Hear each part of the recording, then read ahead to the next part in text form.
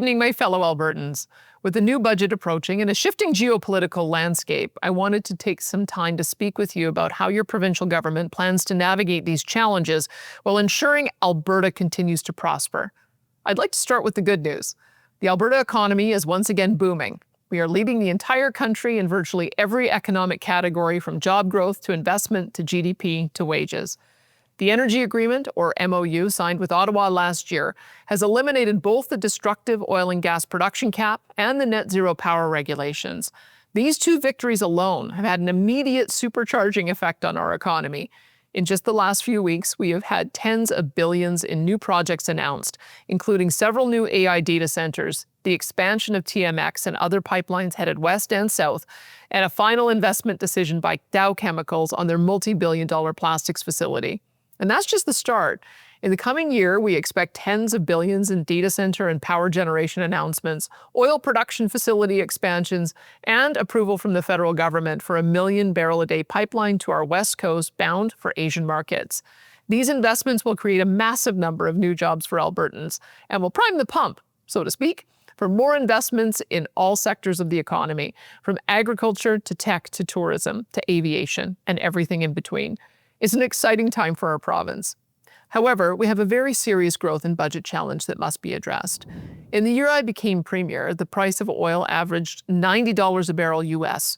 These strong oil prices saw our budget enjoy royalty revenue of over $25 billion and a surplus of around $12 billion, which we used to build up the Heritage Fund and pay down provincial debt. Since that time, however, the price of oil has fallen by over $30 a barrel to around $60.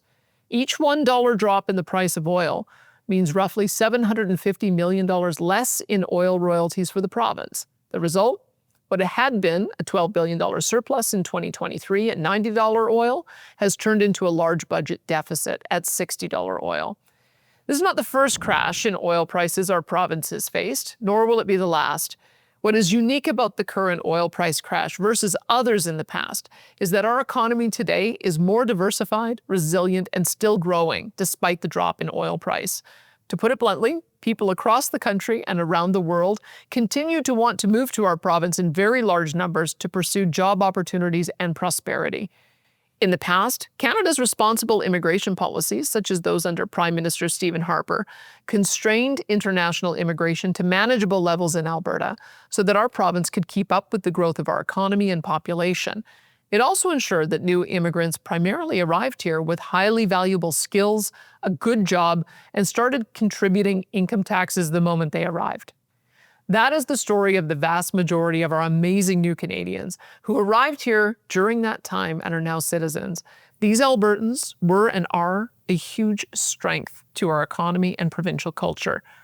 And then came Justin Trudeau's disastrous open border immigration policies, which have caused an unprecedented strain on our healthcare, education, and other social programs.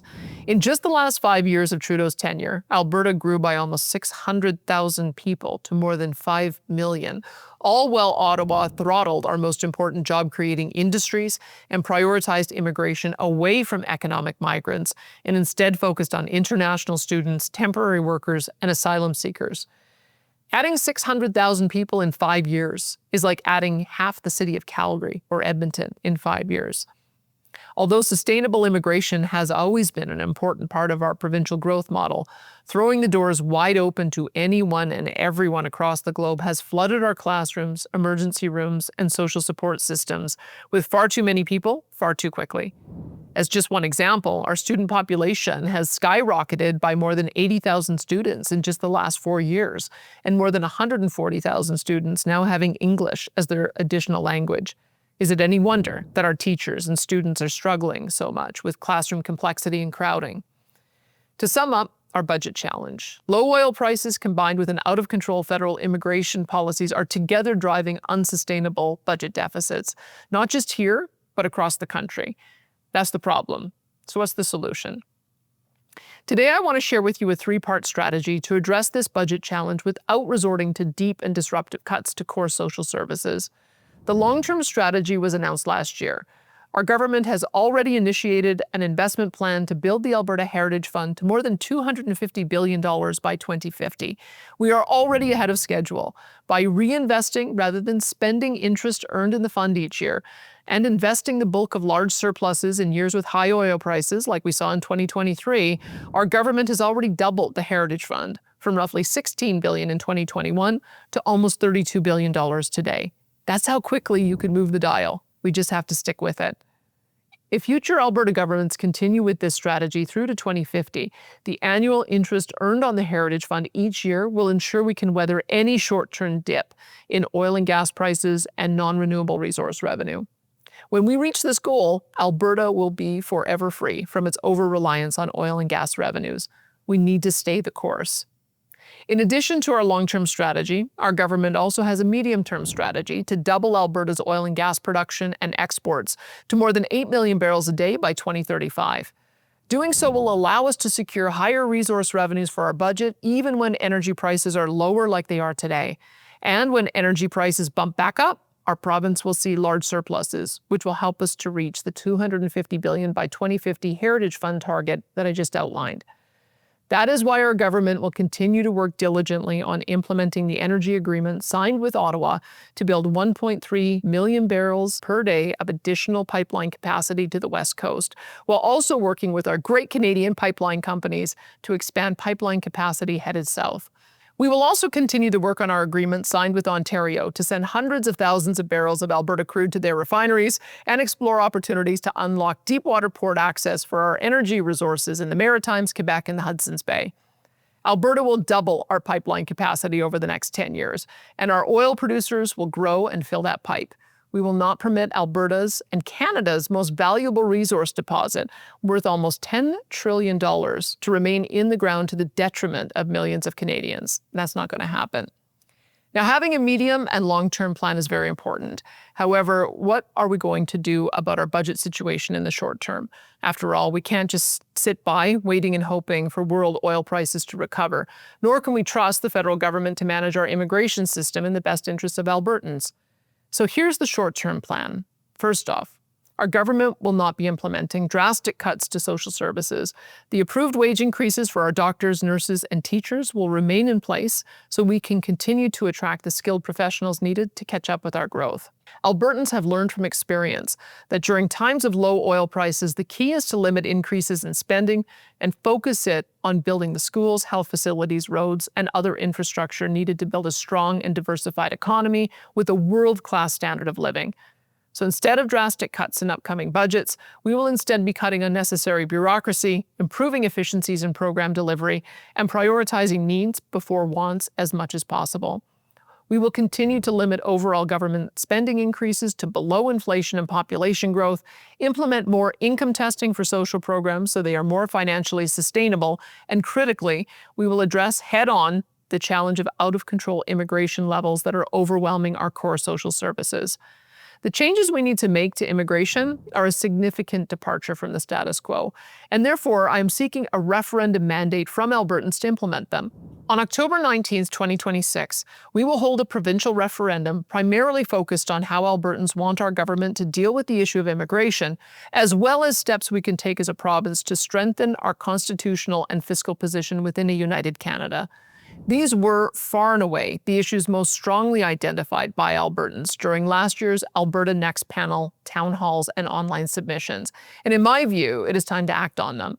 The fact is, Alberta taxpayers can no longer be asked to continue to subsidize the entire country through equalization and federal transfers, permit the federal government to flood our borders with new arrivals, and then give free access to our most generous in the country social programs to anyone who moves here. This is not only grossly unfair to Alberta taxpayers, but also financially crippling and undercuts the quality of our healthcare, education, and other social services. The October 19th referendum will therefore include the following questions. Number 1, do you support the government of Alberta taking increased control over immigration for the purpose of decreasing immigration to more sustainable levels, prioritizing economic migration, and ensuring Albertans have first priority to new employment opportunities? Number 2, Do you support the government of Alberta introducing a law mandating only Canadian citizens, permanent residents, and individuals with an Alberta-approved immigration status will be eligible for provincially funded programs, such as health, education, and other social services? Number 3, assuming that all citizens and permanent residents continue to qualify for social support programs as they do now, do you support the government of Alberta introducing a law requiring all individuals with a non-permanent legal immigration status to be resident in Alberta for at least 12 months before qualifying for any provincially funded social support programs? Number 4, assuming that all citizens and permanent residents continue to qualify for public health care and education as they do now, do you support the government of Alberta charging a reasonable fee or premium to individuals with a non-permanent immigration status living in Alberta for their and their families' use of the healthcare and education systems? Number 5, do you support the government of Alberta introducing a law requiring individuals to provide proof of citizenship, such as a passport, birth certificate, or citizenship card, to be eligible to vote in a provincial election? To strengthen Alberta's constitutional and fiscal position within a united Canada, we will also be asking you the following questions on the referendum ballot. Do you support the government of Alberta proactively working with other willing provinces to amend the Canadian Constitution in the following ways? A, have provincial governments and not the federal government select the justices appointed to provincial King's Bench and appeals courts. B, abolish the unelected federal Senate. C, allow provinces to opt out of federal programs intruding on provincial jurisdictions such as health, education, and social services without losing any of the associated federal funding for use in their own provincial social programs. D, better protect provincial rights from federal interference by giving a province's laws dealing with provincial or shared constitutional areas of jurisdiction priority over federal laws when in conflict with one another. I look forward to the debate on these critically important ideas and to receive your decision on the questions outlined so that our government can get to work on implementing an immigration policy that puts the needs of Albertans first, as well as constitutional reforms needed to make Alberta stronger and more sovereign within a united Canada. In closing, I want you to know how confident I am in the judgment of Albertans on these and other delicate issues. Although there are some politicians and commentators that fear direct democracy, such as referendums, I do not. I trust the judgment of Albertans. I know that as a province, we will thoughtfully ponder, debate, and ultimately come to a wise decision on these questions that will benefit our families and our fellow Albertans for generations, just as we've always done. May our beautiful province forever remain strong and free. Thank you and good night.